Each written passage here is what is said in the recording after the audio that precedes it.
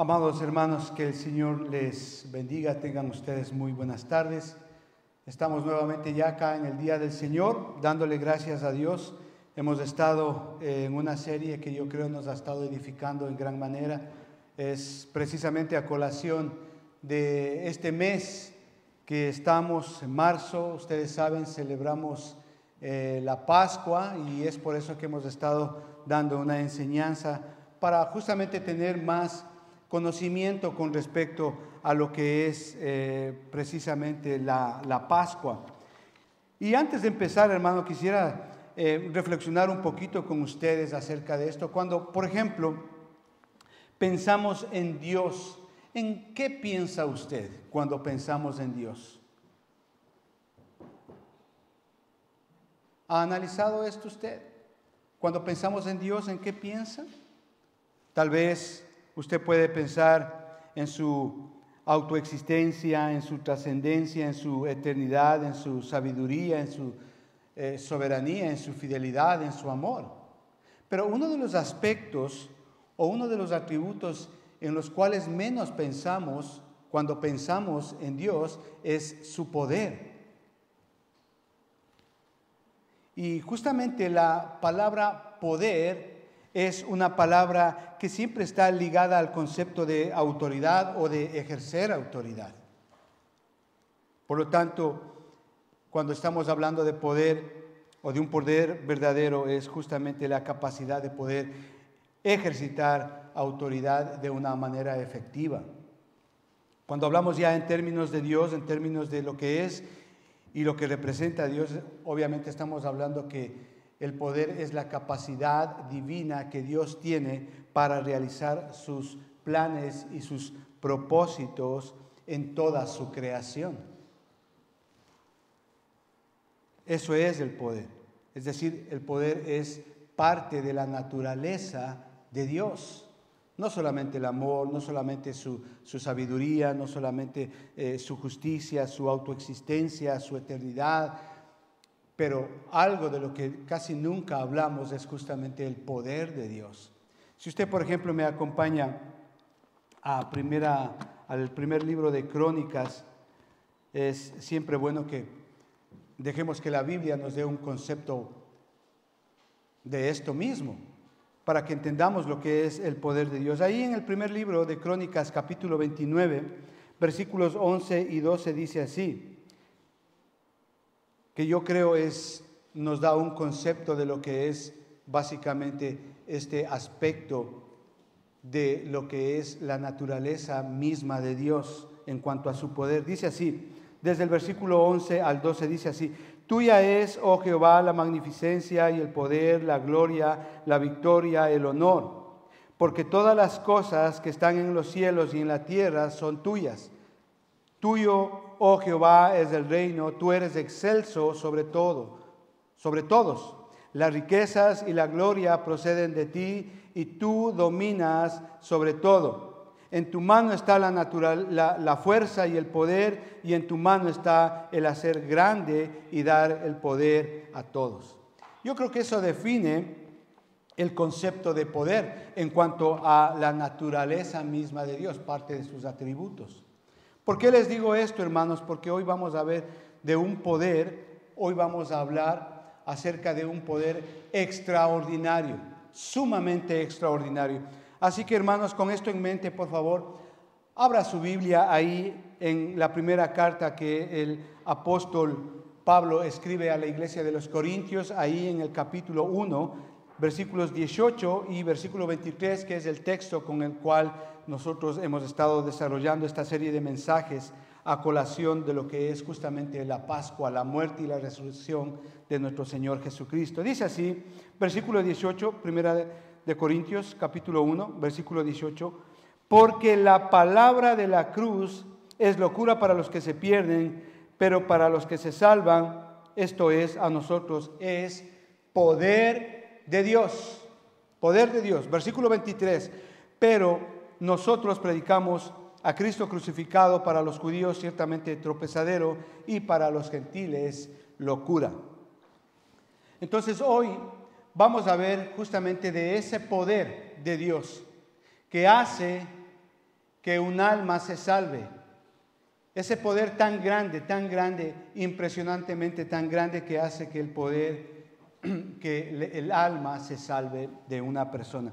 Y justamente hoy vamos a ver lo que hemos estado viendo en estas semanas, un concepto muy básico que yo creo es pertinente de que todos como creyentes debemos de entenderlo muy bien con respecto a lo que es la Pascua en este tiempo.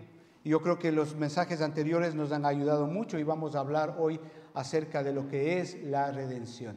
Es ese poder de Dios. Sí, hoy vamos a ver lo que es la redención. El rescate, en otras palabras, sería libertad, el pago de un precio. Eso es lo que vamos a ver hoy día. Sin embargo, amados hermanos, yo quisiera poner a consideración lo siguiente que debemos de tomar en cuenta cuando enseñamos estas verdades.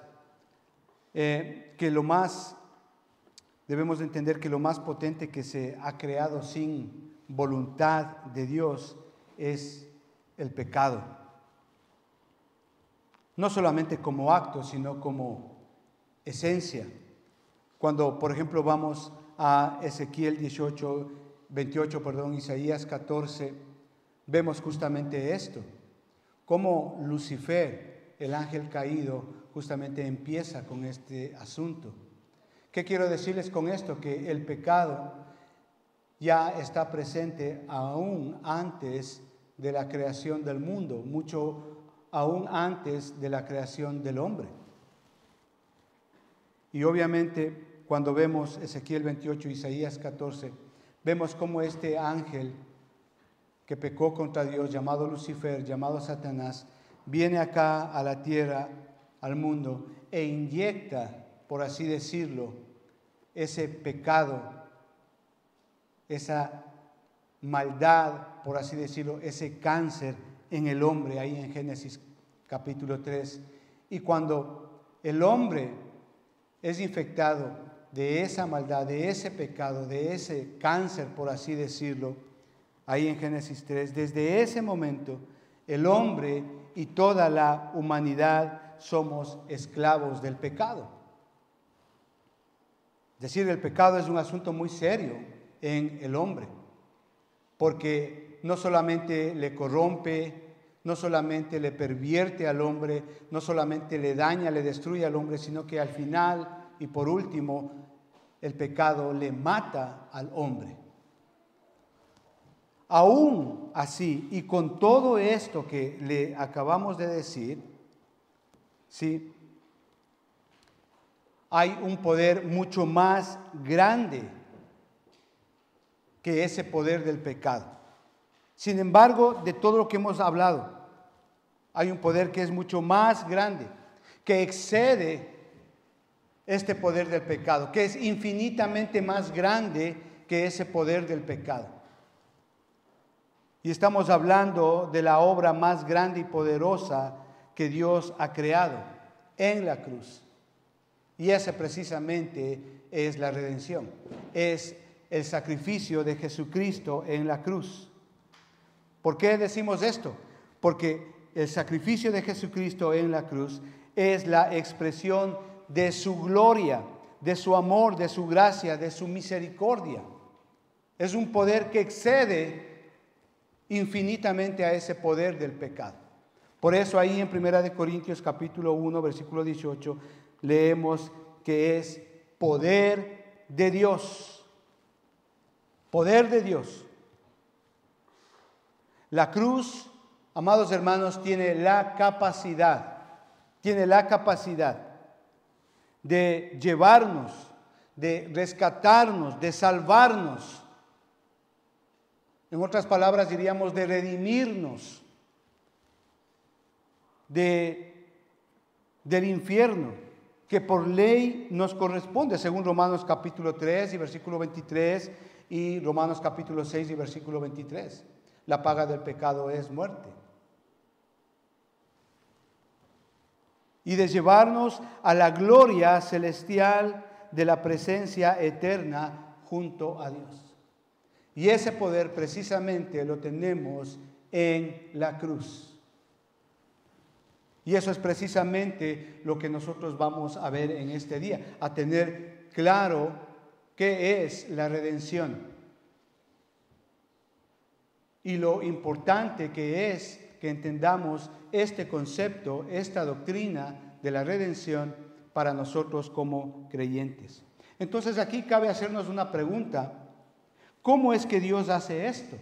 ¿Cómo es que Dios nos puede liberar de ese poder del pecado? ¿Cómo es que Dios nos puede rescatarnos de ese poder del pecado? Tome en cuenta que, por ejemplo, en Juan capítulo 8 y versículo 34, dice, Jesús está hablando ahí y dice: de cierto os digo que todo aquel que hace pecado es esclavo del pecado. La esclavitud.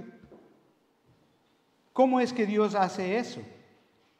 Romanos capítulo 2, versículo 8 dice: pero la ira y el enojo a los que son contenciosos y no obedecen la verdad, sino que obedecen a la injusticia. ¿Se ve? Está denotando aquí una naturaleza muy propia del ser humano en su estado caído.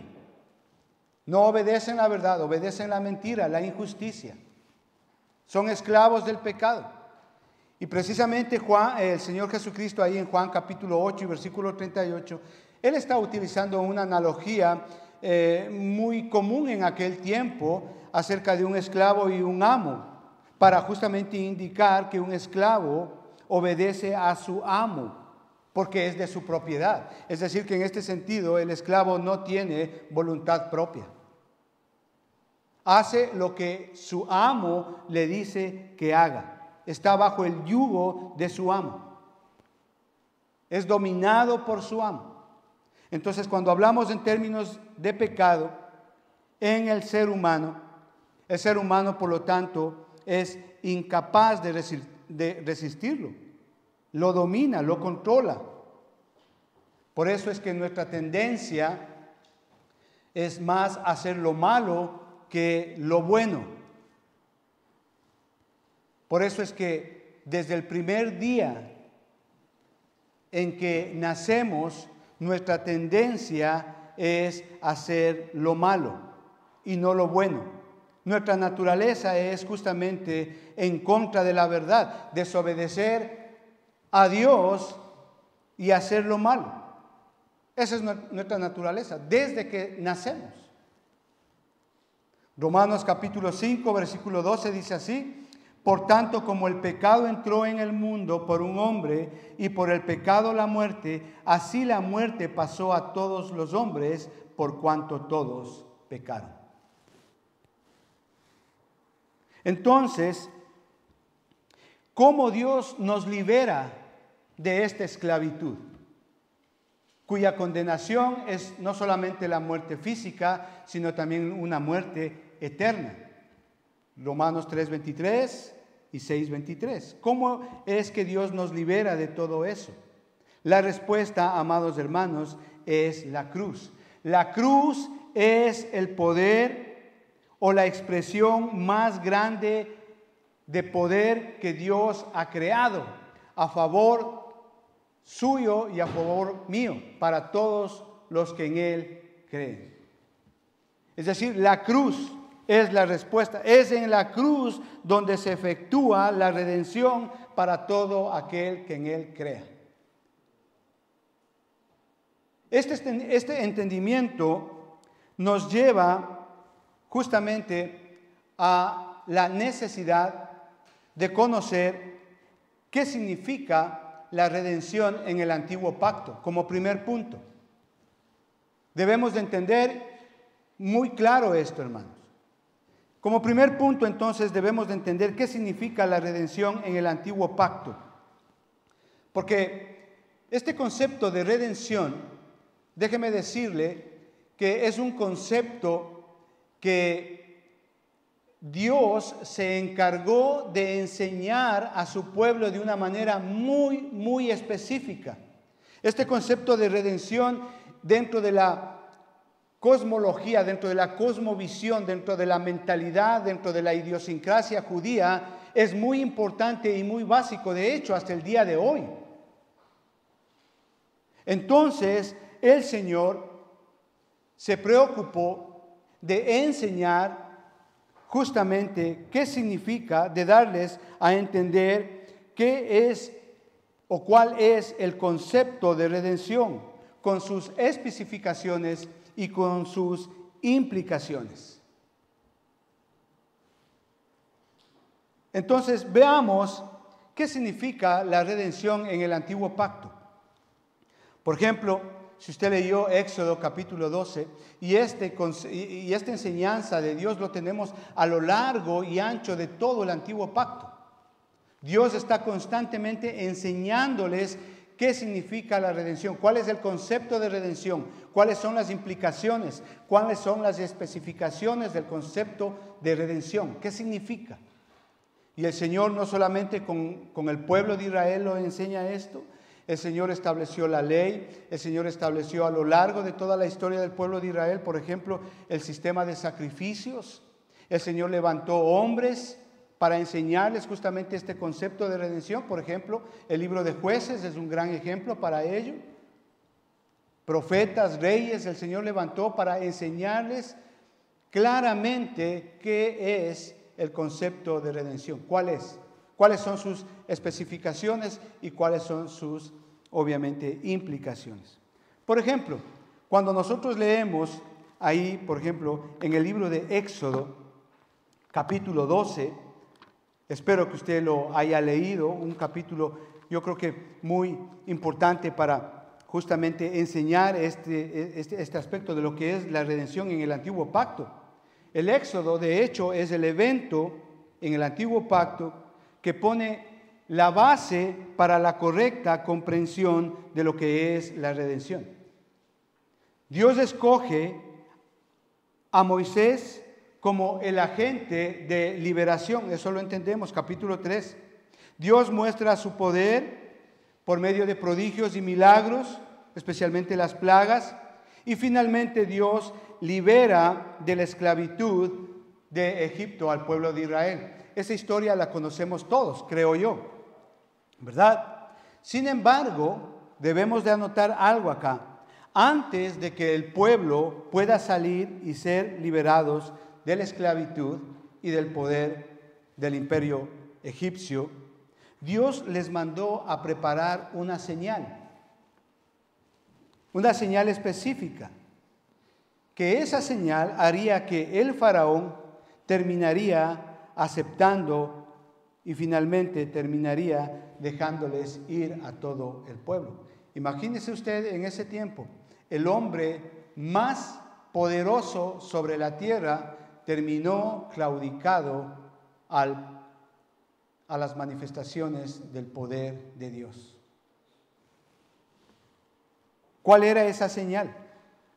Cuando leemos el libro de Éxodo capítulo 12, vemos que esa señal era justamente que Dios iba a traer una plaga de muerte sobre todo primogénito en el territorio egipcio, ¿verdad? Que morirían todos los primogénitos. ¿Qué quería decir esto? Que si el ángel del Señor veía la sangre de un cordero inocente puesta sobre los postes y el dintel de la puerta, el ángel no entraba a ese lugar. Versículo 7 del capítulo 12. Y tomarán la sangre y le pondrán en los dos postes y en el dintel de las casas en que lo han de comer. Versículo 13. Y la sangre os será por señal en las casas donde vosotros estéis. Y veré la sangre y pasaré de vosotros, y no habrá en vosotros plaga de mortandad cuando hiera la tierra de Egipto.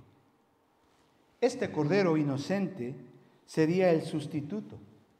Este cordero se convierte en la imagen de la redención de Dios. ¿Qué quiero decirle con esto, amados hermanos? Que el cordero era el pago del rescate por la vida del primogénito que había en cada casa.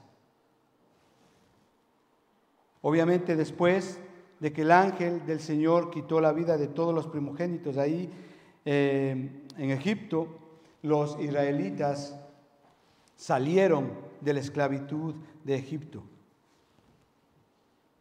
Un dato aparte, amados hermanos, para comprender mucho más este aspecto. Acompáñenme al libro de Deuteronomio, capítulo 7, y vamos a leer desde el versículo 6 al 9. Note cómo Dios les está enseñando justamente este concepto de lo que es la redención a lo largo de todo el Antiguo Testamento, y este es un ejemplo que hemos sacado nada más.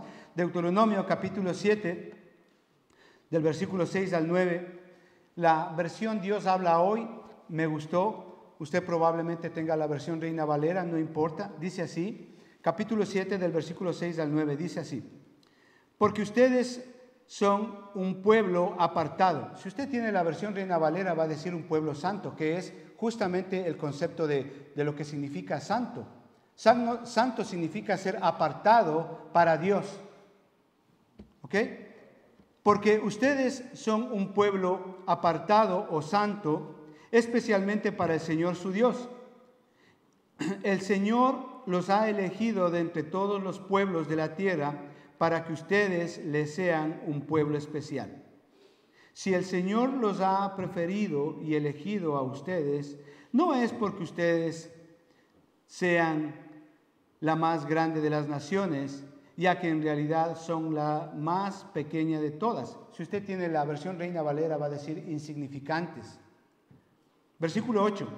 El Señor los sacó de Egipto, donde ustedes eran esclavos, y con gran poder los liberó del dominio del faraón, porque los ama y quiso cumplir la promesa que había hecho a los antepasados de ustedes.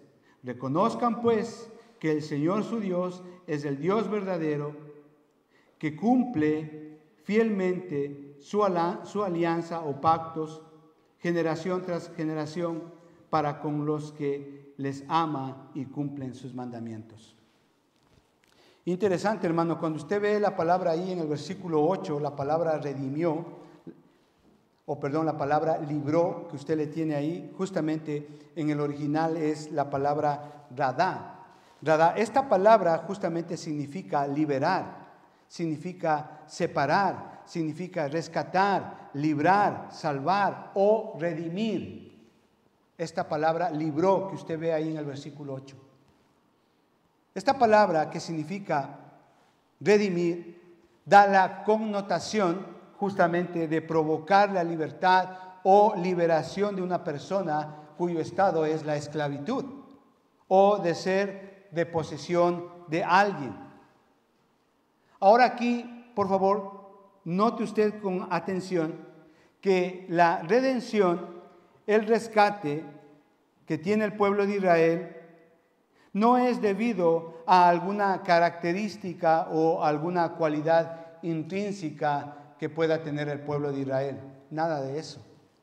Al contrario, Israel para Dios es un pueblo insignificante. ¿Puede notar usted el concepto que tiene Dios del pueblo de Israel? Ustedes para mí son insignificantes, dice el Señor.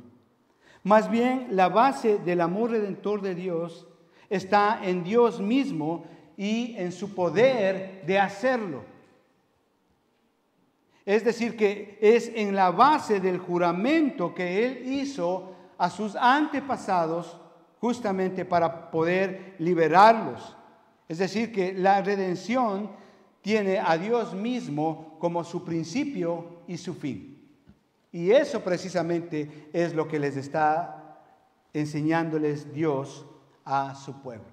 ¿Qué es la redención? Más adelante pues tenemos ya la ley, más adelante tenemos ya todo el sistema de sacrificios que justamente les enseña lo que es la redención.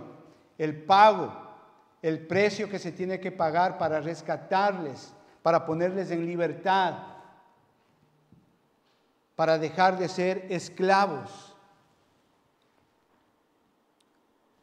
Así que en este pasaje, amados hermanos, tenemos a los redimidos, que es el pueblo de Dios, al Redentor, que es Dios mismo, y aquello de lo que fueron redimidos, o rescatados, es decir, de la servidumbre y de la esclavitud de Egipto. De hecho, si usted lee ahí en Éxodo capítulo 12 que estamos leyendo, versículo 14, dice así: y este día os será en memoria y lo celebraréis como fiesta solamente para Jehová durante vuestras generaciones, por estatuto perpetuo lo celebraréis. Dios da una orden para que esto que Dios está haciendo con su pueblo Israel, lo celebren por toda la vida, de generación en generación. Les está diciendo, esto significa redención, salvarlos, liberarlos de la esclavitud por medio de un sacrificio. Ese es el concepto que Dios le está dando al pueblo de Israel, con sus implicaciones y con sus especificaciones. Y eso lo vemos a lo largo de todo el antiguo pacto, que eran justamente la sombra de lo que había de venir ya en el nuevo pacto. Es decir, o por así decirlo, en el Antiguo Testamento o en el Antiguo Pacto tenemos el concepto de lo que es redención. Y ya en el Nuevo Pacto tenemos la aplicación, la puesta en práctica de lo que es y de lo que implica la redención, obviamente con Jesucristo. Esto nos lleva justamente al segundo punto. ¿Qué es la redención en el nuevo pacto? Ese es el segundo punto. Y antes de empezar a explicar este nuevo punto, así a manera de un paréntesis, hermanos, quisiera indicarles que ya en el tiempo del Señor Jesucristo, el pueblo de Dios, los judíos, seguían celebrando la Pascua. Cuando leemos los evangelios, entendemos eso. Ellos siempre subían, iban a Jerusalén justamente a celebrar lo que acabamos de leer en Éxodo capítulo 12 y versículo 14. Lo hacían. Era un estatuto, era una ley para ellos. Celebraban ellos justamente la liberación de la esclavitud de Egipto. Lo hacían. Pero cabe señalar también que para los tiempos de Jesús ellos también estaban esperando a su Mesías, a quien les rescatarían, o quien sería el que pueda rescatarles de esa esclavitud del imperio romano, ¿verdad? De la opresión romana, de la cual obviamente todas las profecías hablaban acerca del advenimiento de este Mesías, del Señor Jesucristo. Pero tenemos que señalar que la religiosidad en los tiempos de Jesucristo en el tiempo del nuevo pacto, la religiosidad, la pugna religiosa y política que había entre los partidos políticos muy relevantes en ese tiempo, especialmente los fariseos y los saduceos, era terrible. Todos querían tener el poder, el dominio sobre el pueblo judío. Y había unas peleas, aunque tenían teologías diferentes, aún así ellos querían tener el poder. Si a eso le sumamos el pecado que tiene cada persona por naturaleza, si a eso le sumamos la opresión romana que ellos tenían con los romanos, si a eso le sumamos la desesperación de que ellos querían ver al Mesías, le esperaban al Mesías y no lo veían, o sea, eso se hace, pero realmente un problema muy, muy serio en ese tiempo para los judíos. Ellos estaban tan preocupados por cumplir la ley y los nuevos mandamientos que ellos habían creado. Y no solamente eso, sino que ellos estaban tan preocupados por cumplir las demandas de aquellos quienes les dominaban, sus amos, los romanos, que ellos no pudieron ver al Señor Jesucristo. Lo tenían enfrente a su Mesías y aún así no lo vieron. Juan capítulo 1, versículo 11, dice claramente que el Señor Jesucristo a los suyos vino, pero los suyos no le reconocieron. De hecho, en ese tiempo ellos esperaban al Mesías para que lo librase de una manera política o militar. Es decir, que Dios pudiera mandar al Mesías, que levantara al Mesías de una manera política, que sea un hombre con una gran oratoria, que pueda dirigir masas y de esa manera pues rebelarse contra el imperio romano y de esa manera ser libres. O ellos esperaban un Mesías que sea tan grande, tan poderoso militarmente hablando, que pueda organizar un ejército y de esa manera pues ganarles a los romanos y de esa manera ser libres. Sin embargo, nada de eso pasó. Ellos esperaban una liberación, digámoslo así, político, militar, pero nunca ellos esperaban una liberación espiritual. De hecho, ahí en Lucas, por ejemplo, capítulo 2 y versículo 38, es de lo que estamos hablando. La idea, el pensamiento judío que había en esa época lo menciona aquí. Usted sabe, el Señor Jesucristo era pequeñito, fue a ser presentado al templo y había una profetisa que ya era viejita, y cuando ve eso, dice así, versículo 38 del capítulo 2 de Lucas, dice así: Ana se presentó en aquel mismo momento y comenzó a dar gracias a Dios, a hablar del niño Jesús a todos los que esperaban la liberación de Jerusalén. ¿Sí ve? El entendimiento, la mentalidad judía de aquel tiempo era justamente eso, que ellos sean liberados de la esclavitud romana. Ellos no esperaban una liberación espiritual. Y eso precisamente era una constante en todo el pueblo judío de ese entonces. Ellos esperaban ese Mesías que venga a redimirlos, pero de una manera político-militar. Pero nunca esperaron el Mesías que venga a redimirlos de una manera espiritual.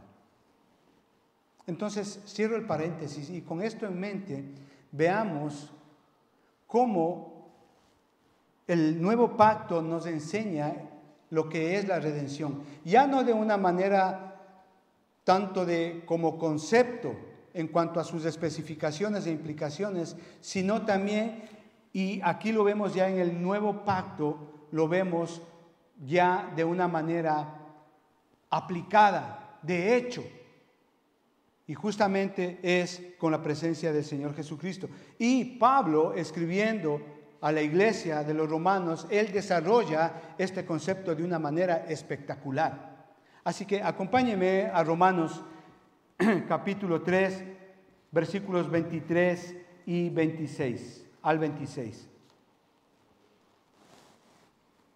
Dice así: por cuanto todos pecaron y están destituidos de la gloria de Dios, siendo justificados gratuitamente por su gracia mediante la redención que es en Cristo Jesús, a quien Dios puso como propiciación por medio de la fe en su sangre para manifestar su justicia a causa de haber pasado por alto en su paciencia los pecados pasados, con la mira de manifestar en este tiempo su justicia, a fin de que Él sea el justo y el que justifica a los que son de la fe en Jesús.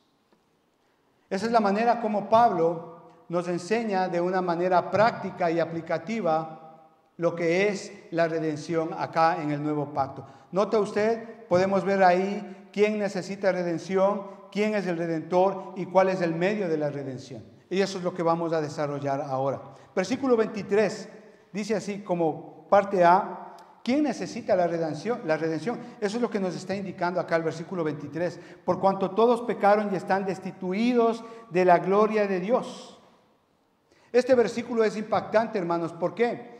Porque resume con claridad la condición y el estado de la realidad de cada ser humano en relación con Dios, con nuestro Dios, que es un Dios santo. Todo ser humano está prácticamente en desgracia con Dios. Está separado de Dios. Resume este versículo la desgracia más grande que le pudo haber pasado a la humanidad. Es justamente esa: estar separada de Dios, lejos de Dios, sin comunión con Dios, sin relación con Dios, porque Dios es un Dios santo. El pecado, amados hermanos, es el instrumento que Satanás utiliza para dañar, para corromper, para pervertir y al final para matar al ser humano. Sin embargo de esto, la palabra de Dios es clara al señalar que el pecado tiene graves consecuencias. No solamente trae muerte física, que de hecho vamos a morir algún día, sino que nos presenta la realidad de una muerte espiritual, una separación eterna sin Dios. Y yo sé que todos vamos a morir físicamente un día. Y la muerte espiritual es una eternidad sin Dios en un lugar llamado infierno. El problema con el hombre es que minimizamos el pecado y sus consecuencias. Y esto lo vemos en la actualidad, en todas partes, en toda sociedad básicamente hoy día. Vemos la homosexualidad, el adulterio, la idolatría, la ideología de género, llegando incluso a establecer leyes que favorecen estas cosas, estas aberraciones. Cambian el sistema educativo en las escuelas, en las narcerías. Hoy los niños pueden vestirse como niñas, las niñas pueden vestirse como niños. Es tremendo lo que estamos viendo. Incluso lo que vemos ahora, por ejemplo, es que la gramática, la fonética también ha sido cambiada, provocando leyes que justifican prácticas que son antinaturales. Incluso la palabra de Dios es tergiversada para justificar dichas conductas de pecado. Y esto es terrible y esto lo vemos ahora en todo lado. Déjeme decirle que cualquier pecado nos convierte en pecadores y nos aparta de nuestro Dios santo. ¿Por qué? Porque Dios establece un juicio y una sentencia a aquel que peca. Romanos capítulo 6 y versículo 23. Es un texto muy conocido. Porque la paga del pecado es muerte. Ezequiel capítulo 18, versículo 20 dice así: el alma que pecare, esa ciertamente morirá. Por lo tanto, todo ser humano nace y tiene esa naturaleza pecadora. ¿Qué es lo que nos indica este versículo 23? Que todos necesitamos redención. Todos necesitamos ser redimidos. Todos necesitamos ser salvados, rescatados de la pena de muerte que hay sobre cada ser humano, independientemente de la raza, del país, de la circunstancia, de donde sea. Todo ser humano necesita ser redimido. Todo ser humano necesita ser rescatado de ese pecado. ¿Qué es lo que le hace? Llevarle a una muerte eterna sin Dios. Le lleva al infierno. El pecado es el instrumento que Satanás utiliza para matar, destruir, dañar, corromper, pervertir y en últimas para matarlo al ser humano de una manera eterna. Y esto es precisamente lo que el apóstol Pablo nos está enseñando acá. Versículo 23. ¿Quién necesita ser redimido? La respuesta es todos. Todos necesitamos redención. Veamos el versículo 24. ¿Quién es el Redentor? Siendo justificados gratuitamente por su gracia mediante la redención que es en Jesucristo.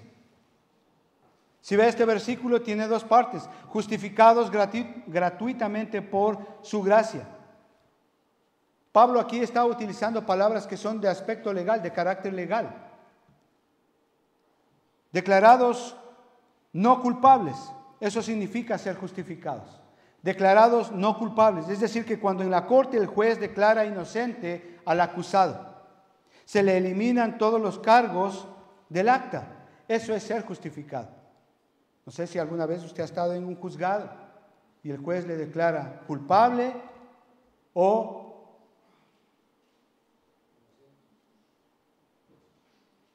libre. Y en ese momento el juez borra todas las acusaciones que había sobre usted. Eso significa ser justificado. Legalmente es como que la persona jamás hubiese sido acusada. Amados hermanos, ¿qué quiero decirles acá? Que cuando Dios nos perdona y limpia nuestros pecados penales, que por ley estaban en contra de nosotros de hecho éramos merecedores de la muerte. Pero dice, esa pena de muerte es quitada sobre nosotros. ¿Por qué dice? Por gracia. Y esto gratuitamente, dice. Gratuitamente, no nos cuesta nada. Por la gracia de Dios.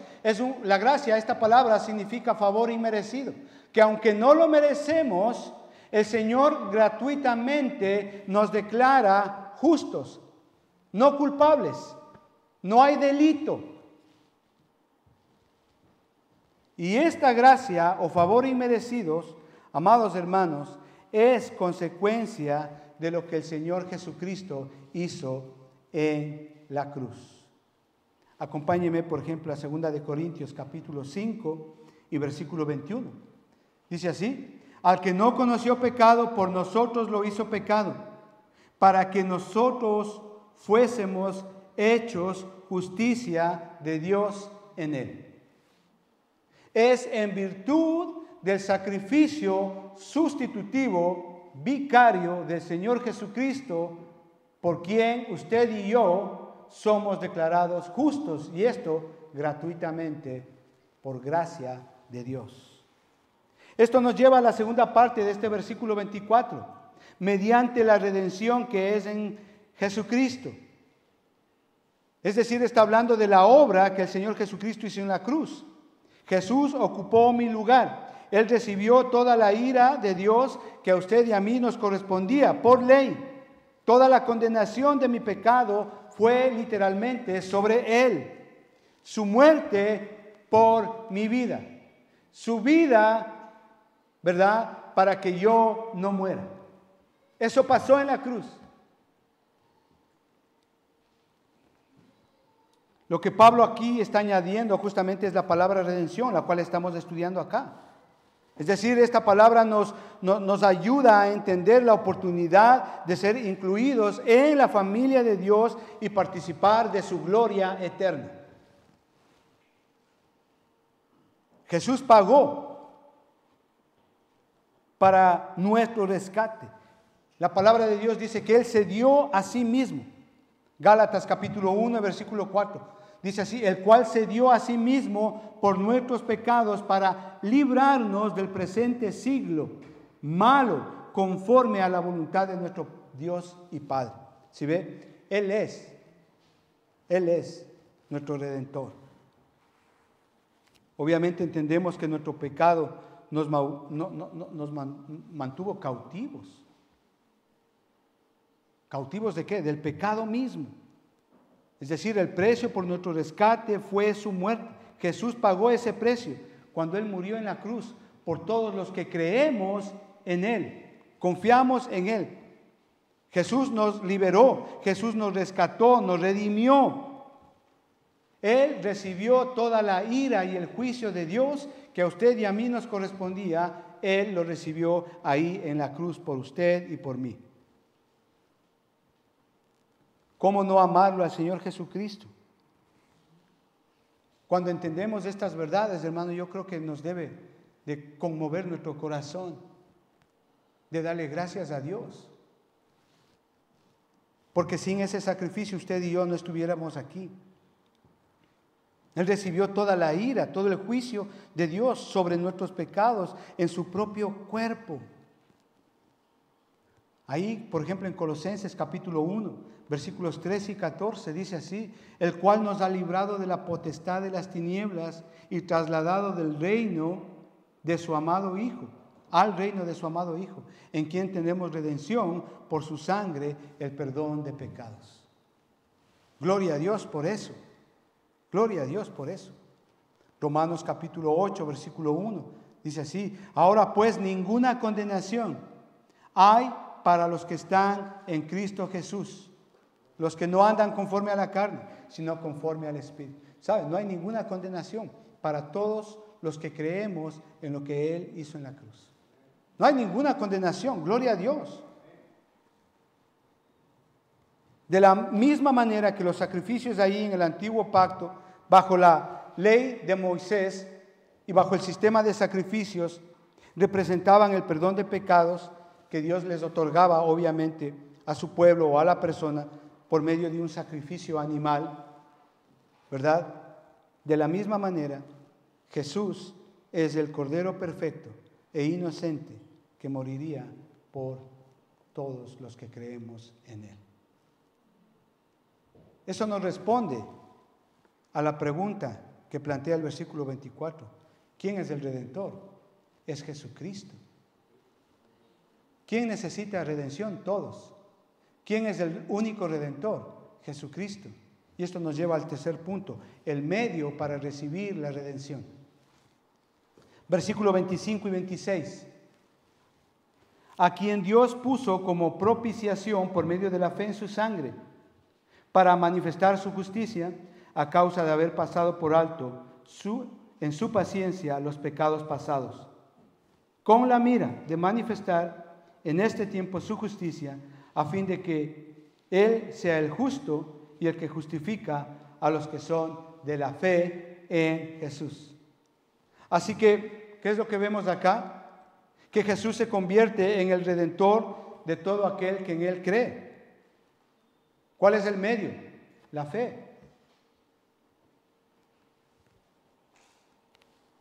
La ira, amados hermanos, debemos de entender esto, que la ira y el enojo de Dios contra los pecadores es legítimo. ¿Por qué? Porque Dios es santo.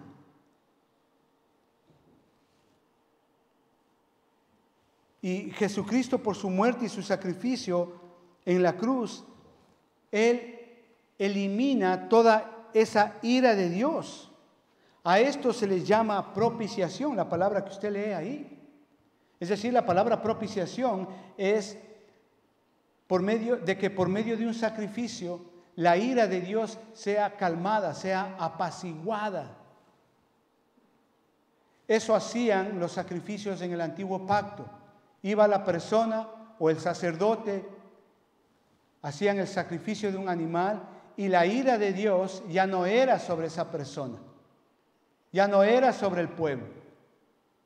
Ahora aquí en el nuevo pacto, el sacrificio es Jesucristo. Y la ira de Dios, que por ley nos correspondía a usted y a mí, la ira de Dios sobre nosotros ya es aplacada. Ya Dios ya no está con iras con nosotros. Ya Él no derrama la ira que nos correspondía. ¿Por qué? Porque Jesucristo murió en la cruz. Él es el que aplaca la ira de Dios. Si en el antiguo pacto era el animal, en el nuevo pacto es Jesucristo. Amados hermanos, cuando presentamos o prestamos mucha atención acá en esta palabra fe, siempre vamos a entender que esta palabra fe está asociada con la salvación en este contexto que estamos enseñando. Y obviamente vemos que esta palabra siempre está en tiempo presente, presente continuo. Esto indica una perseverancia, un estilo de vida, un modo de vida de nosotros como creyentes. No solamente los domingos, esto es día a día, todos los días, donde quiera que estemos, debemos de vivir bajo esa verdad de que hemos sido redimidos. Por lo tanto, nuestra conducta, nuestra verdad, nuestra honestidad como creyentes debe de ser intachable. Nuestro buen testimonio debe de ser intachable, mostrando a Jesucristo en nuestras vidas. Esta fe en Jesucristo es un estilo de vida, amados hermanos. Esta verdad. La cruz es el precio pagado para liberar a los esclavos y poner en libertad al condenado. Eso es redención.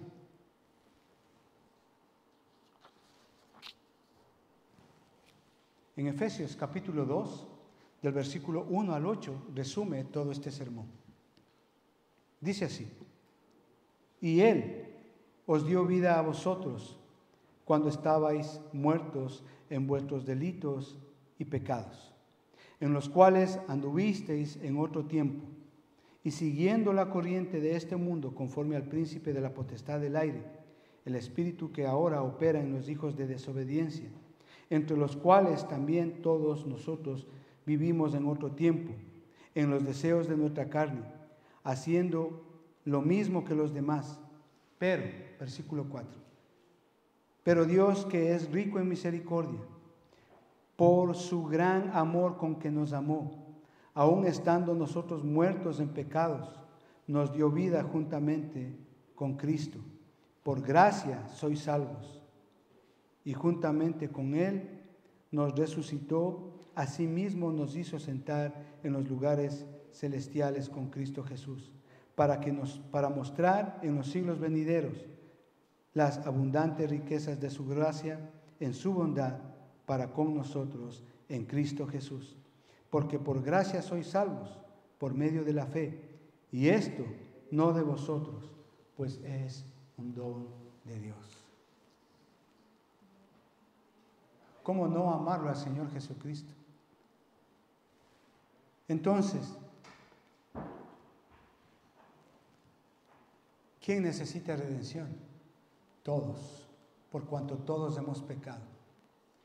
¿Quién es nuestro Redentor? Jesucristo. ¿Cuál es el medio para esa redención? La fe, creer en Él.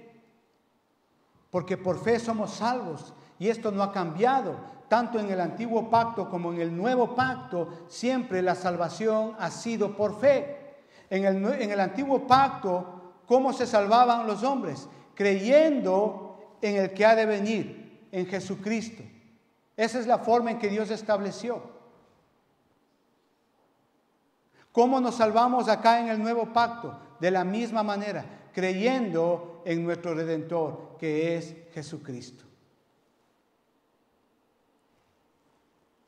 Padre, te damos gracias en el nombre de nuestro Señor Jesús.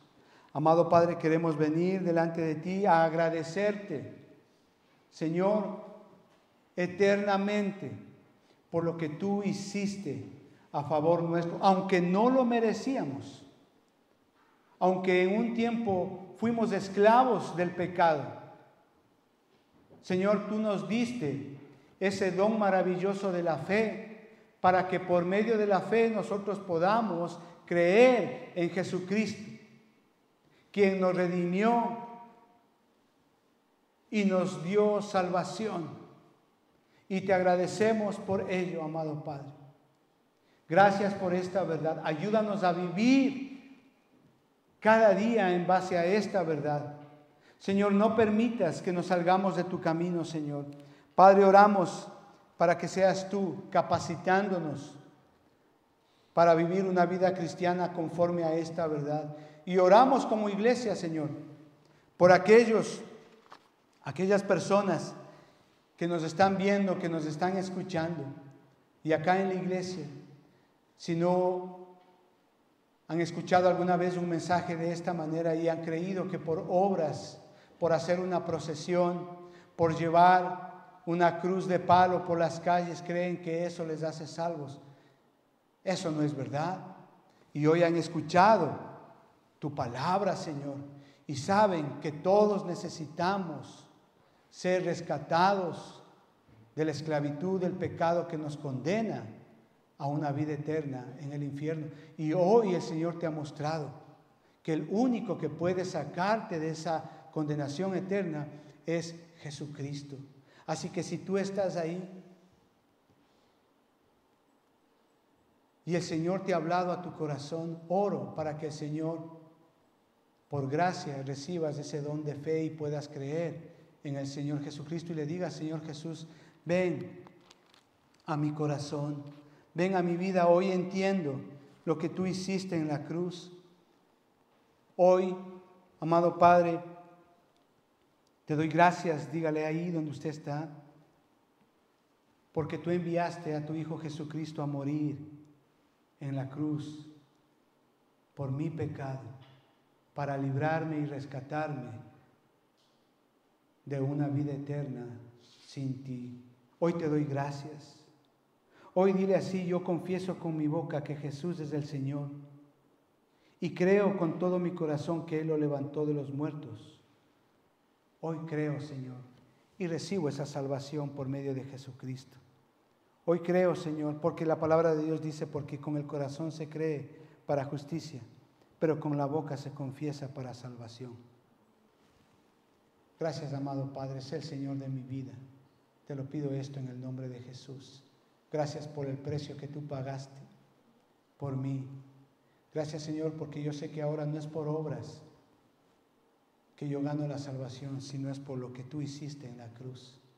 Tú me rescataste